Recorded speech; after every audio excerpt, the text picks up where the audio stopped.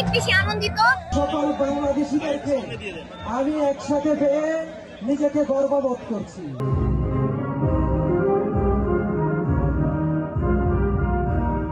স্থানীয় সময় রোববার ইতালির বাণিজ্যিক রাজধানী মিলানের বাংলাদেশ ফেস্টিভ্যালে প্রবাসীদের ঢল নামে। ইউরোপের শিল্পীদের পাশাপাশি বাংলাদেশ থেকে যোগ দেন সানিয়া সুলতানা লিজা, সাগর বাউল, তানহা তাসনিয়া, মৌসুমী মৌসহ অনেক। এই অনুষ্ঠানে জমকালো সংবর্ধনা পান বাংলাদেশের জাতীয় ফুটবল দলের সদ্য অভিষিক্ত ইতালি প্রবাসী তরুণ ফাহমিদুল ইসলাম। জানান এটা তার জীবনের অন্যতম সেরা মুহূর্ত।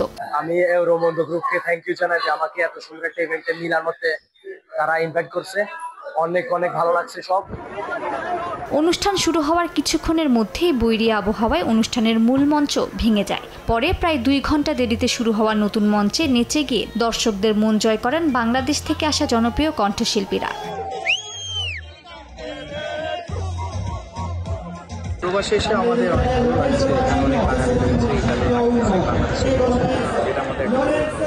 আমরা সবাই অনেক বেশি আনন্দিত, কারণ আমরা বাংলাদেশিরা এটি একটা সুযোগ যেখানে আমরা সবাই মিলে একসঙ্গে হতে পেরেছি। তরুণদের বিপুল অংশগ্রহণ যেন প্রমাণ করে দেয় প্রবাসী ও বাংলাদেশের সংস্কৃতি বিকাশের অপার সম্ভাবনা রয়েছে। এমন আয়োজন প্রতি বছরই চান প্রবাসীরা।